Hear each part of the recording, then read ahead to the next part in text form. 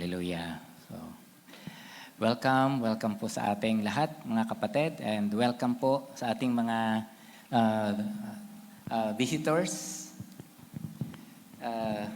Chunon, Arturo Moksay Mida, Philippine Niebe po. Brother Ray, nagpi-feedback. It's my joy and pleasure to share with you God's Word from 2 Corinthians chapter 5, verse 17. Ngayon po ay September 21. It's martial law in the Philippines.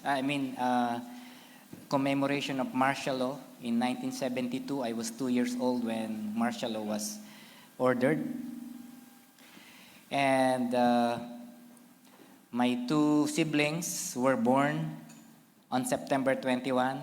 So now is their birthday. Yung bunso namin was named Marcialito.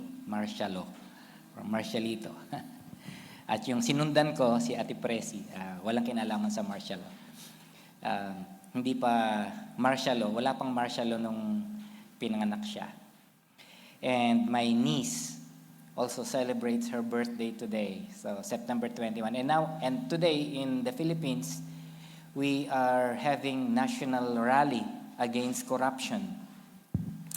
And whenever we hear about the rampant corruption in the Philippines, political chaos happening in our beloved country, I always remember this verse that Paul wrote in 2 Corinthians chapter 5, verse 17.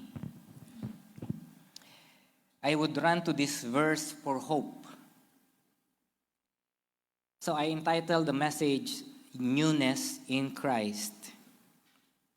Therefore, if anyone is in Christ, he is a new creation. The old has passed away. Behold, the new has come. Amen. Greed and corruption has become systemic and seemingly uncontrollable in our country. But I always believe that God is in control. Amen po ba? Jesus still saves and transforms.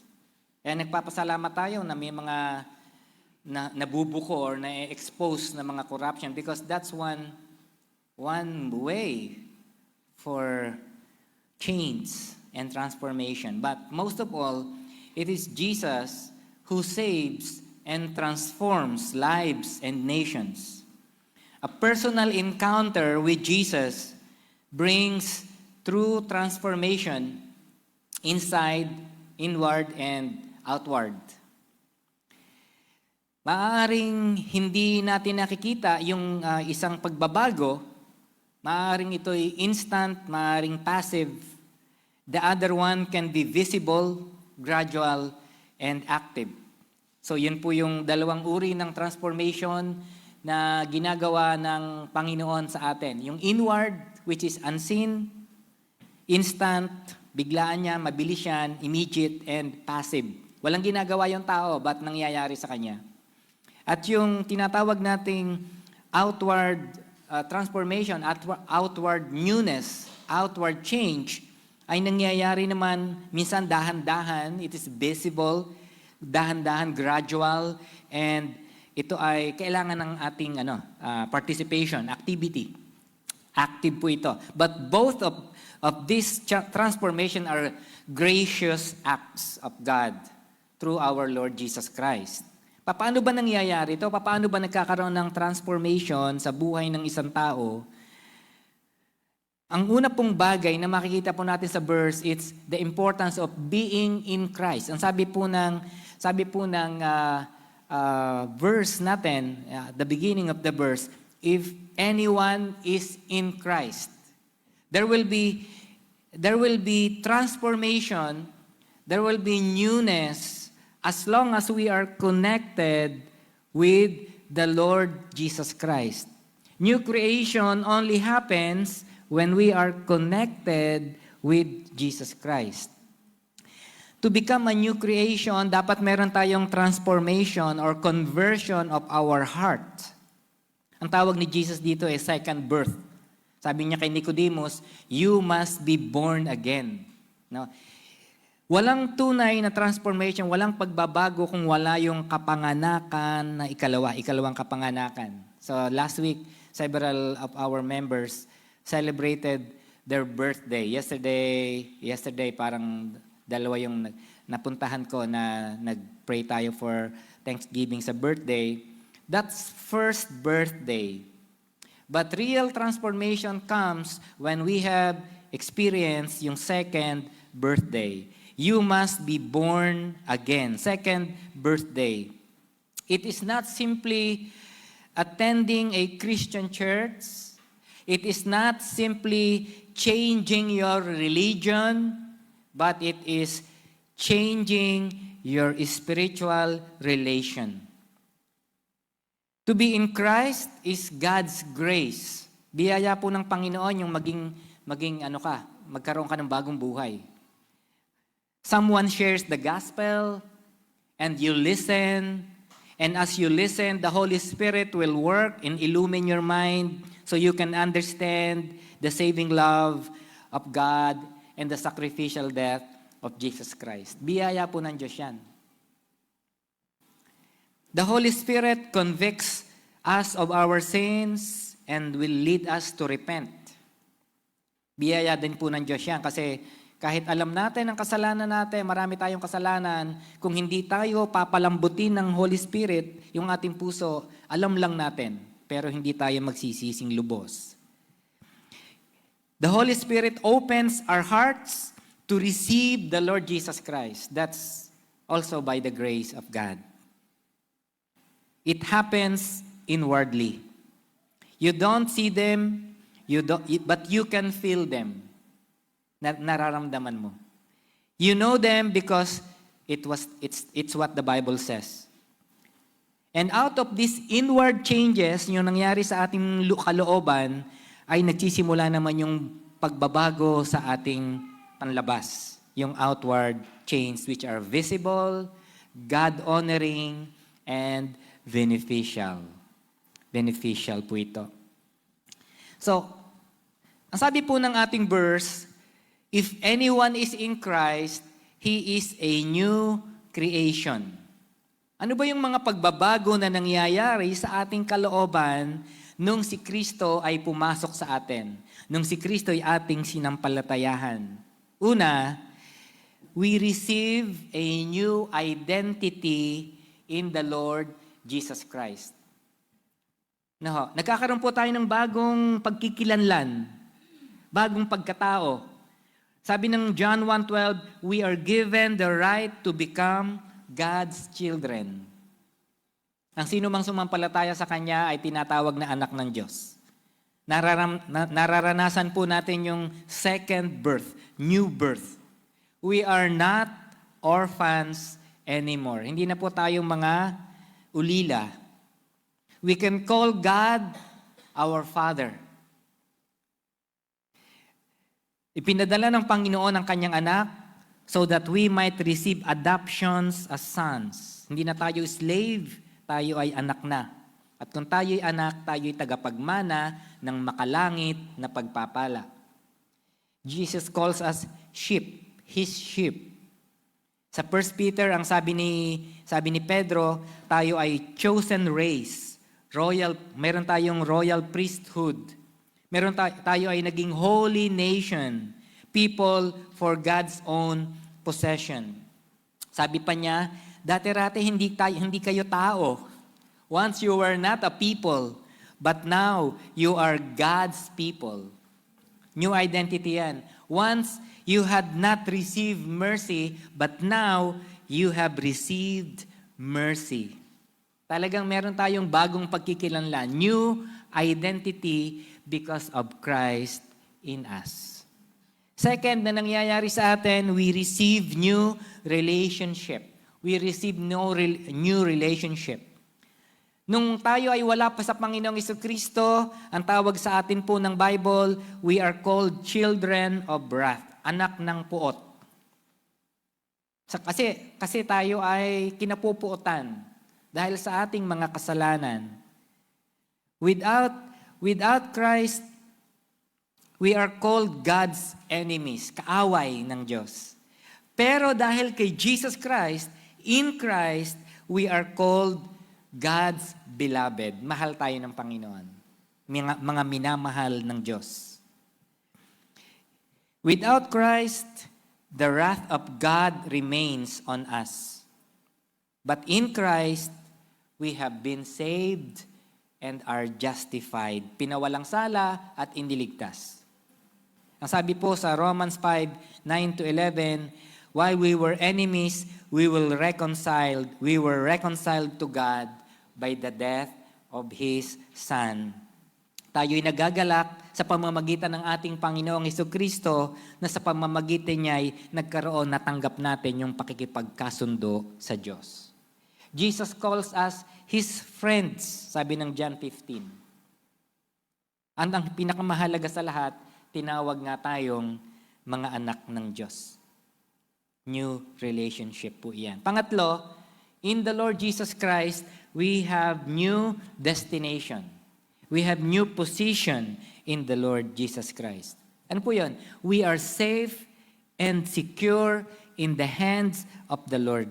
Sabi po ni Jesus, John chapter 5, verse 24, sabi niya, truly, truly, I say unto you, whoever hears these words and believes Him who sent me has eternal life. He does not come into judgment, but has crossed over from death to life. Iba na yung kanyang posisyon, iba na yung kanyang destination. Hindi na patungo sa kapahamakan walang hanggan, sa buhay na walang hanggan na. Sabi pa ni Jesus, whoever believes in Him shall not perish, but have eternal life.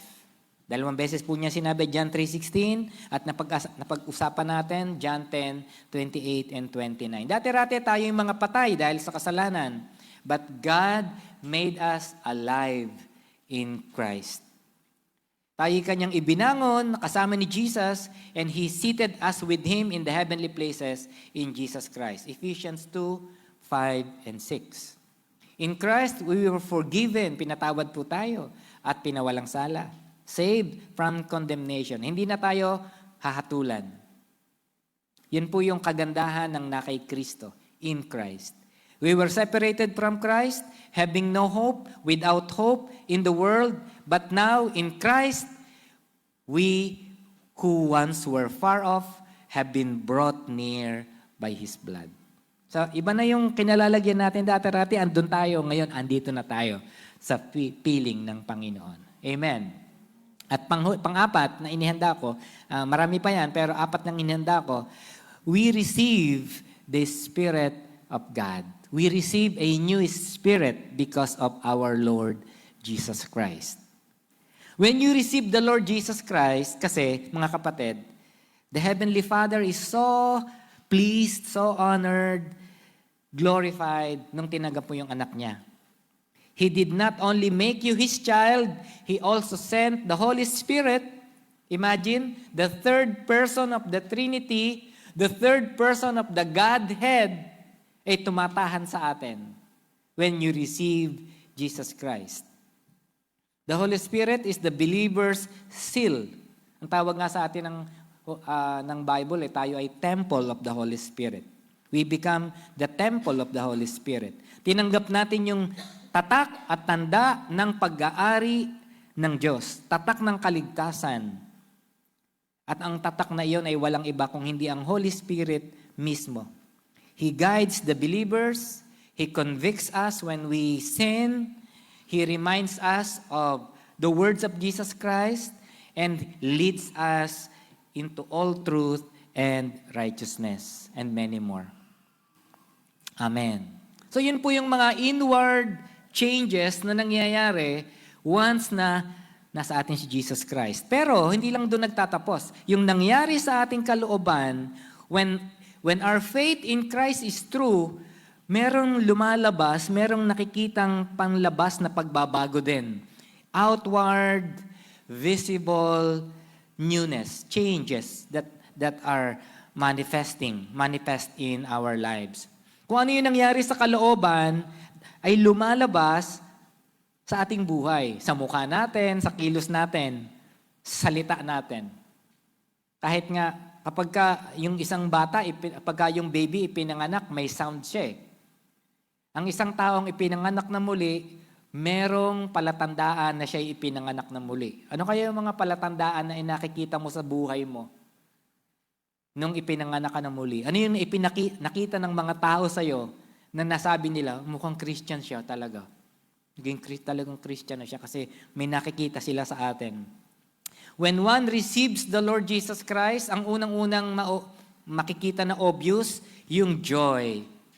Yung joy na nangyari sa ating kalooban, it will come out to our faces and to our actions. Yung joy of Christ. Hindi naman tayo immune sa problema. Minsan umiiyak, minsan nga malimit pa umiiyak tayo sa problema. But then, there is inner joy that comes out of our faces. There is peace in Christ. Amen. Yan po yung galak na dala ni Jesus Christ sa atin. Some changes are gradual, dahan-dahan po yung ibang pagbabago, hindi bigla.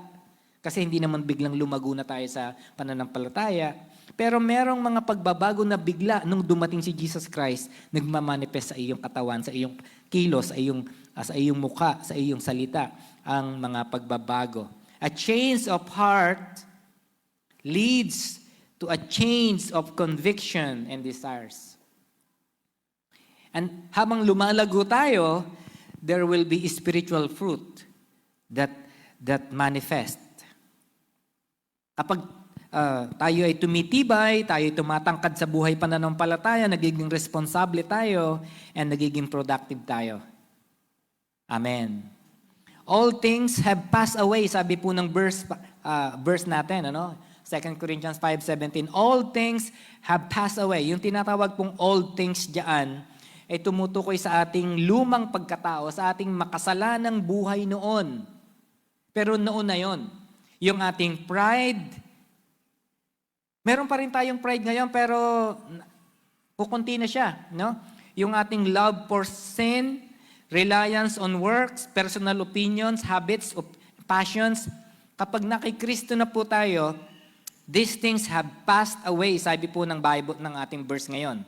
Yung self-righteousness, dati-rati gusto mo ikaw lang yung bida, ayaw mo makinig sa iba, pero nung nakikristo ka na, dahan-dahan mo nang hinuhubad yung lumang pagkatao na yon. Self-promotion, self-justification, new creature looks up to Christ instead of self.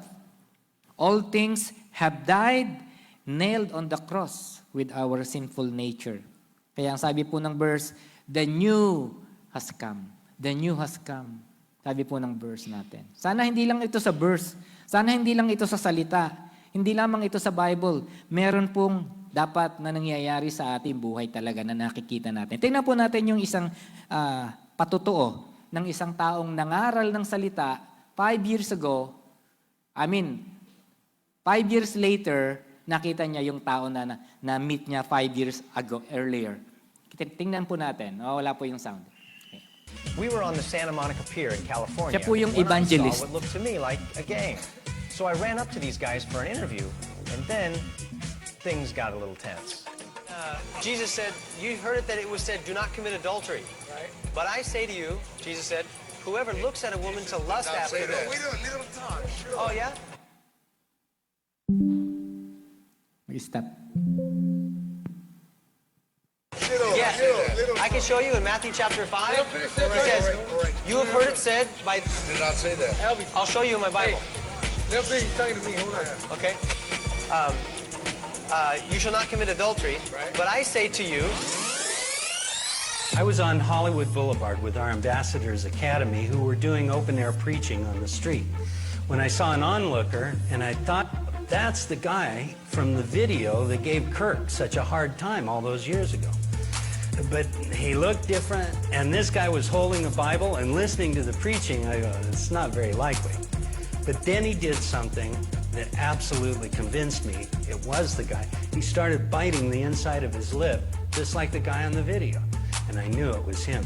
So I took a picture of Kurt and I said, 5 years ago, you were on Santa Monica Pier with a bunch of gang members, and this guy right here told you about Jesus Christ. And he just looked at the picture and he said, that was me. I go to Bible study every day. I go to church Thursday and Sundays, and I'm loving it. And it's a good, loving thing. It saved my soul. It saved my life. And I'm different now, and it feels good. It feels good. Every time I tell the Lord God, I mean Jesus Christ, to put a shield over me wherever I'm at, to guide me from temptation and desire and from the evil one. He always guides me home in the right direction. You know what I'm telling you? I'm not going sideways no more or falling on my face no more. That's wonderful. Life is beautiful. 5 years ago, this guy was saying Jesus did not say that. And today, he was testifying of the things that Jesus had done in his life. It took some time, but God saved him. I had the honor of sowing the seed. Someone else harvested, but it was God who caused the seed to grow. As the Bible says, he that sows is nothing, he that reaps is nothing, but it's God who gives the increase. Amen. Amen. So, We were on the Santa yung Monica... nangyari sa ating kalooban, dapat na merong manifestation sa ating panlabas. Pagbabagong buhay na dulot ng ginawa ni Kristo sa ating buhay.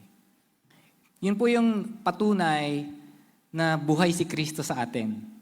Hindi lamang siya relihiyon, kundi isang bagong relasyon na natanggap natin nang si Kristo ay naghahari sa ating puso. Amen. So with the old passing away, new life comes. Nagkakaroon ng bagong buhay. A soul in Christ delights in the things of God. Yung desires of the flesh, nag-shift na. Dati-rati, nakatingin ka lang sa mundo, sa sarili mo, but now you look toward heaven, heavenward. He begins to see the world differently. May bagong perspective. The Bible becomes an interesting book. May new interest ka na. Dati-rati, wala kang pakialam sa Biblia, but now you look at the Bible as very important for your life. Its stories become more interesting than YouTube videos. Of course, nanonood din naman tayo ng YouTube videos, mga balita at mga iba pang nakakatuwang mga videos, but you now look at the Bible as interesting book. Mas mahalaga ngayon ang Bible kaysa sa mga fiction stories. No? Or online games. No? Hindi na tayo nag-worship, naka-online worship, tapos kasabay natin, naka-mute yung ating worship at naglalaro tayo ng ating online games. There is new passion and therefore new fashion. No, new passion, yung gusto mo, yung nais mo, yung nasa ng puso mo, kaya ang resulta nito, nagkakaroon ka na ng new fashion. No, dati-rate, naalala ko yung nagpatotoo ng agila sa kanyang braso, sa kanyang dito, para maipakita niya yung kanyang tattoo, kailangan nakataas lagi yung kanyang t-shirt para makita yung kanyang tattoo. Paano yung may tattoo dito sa may puson? Talagang ibinababa pa niya yung kanyang short para kita yung kanyang tattoo. Pero nung naging Christian na siya, mahalay pala yung ginagawa ko dati, kakahiya naman. At ngayon nakatago na siya. New passion, therefore new fashion. Sometimes, there are no rules kung ano ang dapat kong gawin ngayong Kristiyano na tayo. Ano ba dapat namin gawin, Pastor? Meron ba kaming rules? Sometimes there are no rules. But, minsan din wala namang nakatingin para susundin mo, but you try to think of what glorifies the Lord. Yun ang rule mo. Ano ba yung makakalugod sa Lord? Binawal ba sa Bible ang manigarilyo? Wala naman. O di pwede akong manigarilyo? Hindi. Iisipin mo, ano ba yung nakakalugod sa Diyos? Binawal ba sa Bible ang ganito, ganyan, ang manligaw, kung sino-sino? Hindi naman binawal sa Bible. Wala, magbigyan mo nga ako ng talata. Wala nga, pero iisipin mo, ano yung nakalulugod sa'yo? Binawal ba sa Bible ang magdroga? Wala naman sa Bible yung word na droga. Wala yun, pero iisipin mo, ano yung nakalulugod sa Panginoon?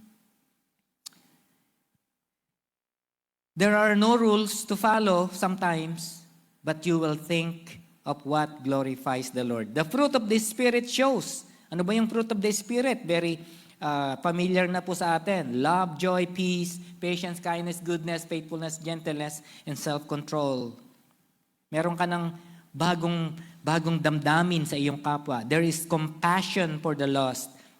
Ready ka na mag-forgive sa iyong mga nanakit ng iyong kalooban, sa iyong mga kaaway. Handa mo nang magpatawad, handa ka na lumapit and care for people. The things we once loved, makamundo, dati-rate, pinagmamalaki natin yung mga natalo natin sa inuman, napabagsak natin. Mga pinagmamalaki natin kung ilan naging girlfriend natin, naging boyfriend natin nung una-una. Pero ngayon, hindi na tayo nagmamalaki sa mga bagay na yon. Dati-rate, yung aking isang kaibigan doon sa amin sa province, nung nagmumotorsiklo pa ako, malimit ako magmabilis ng takbo ng motorsiklo. Ang sabi ng isang kabataan namin, para kalagi pastor, hinahabol lang 7 demonyo.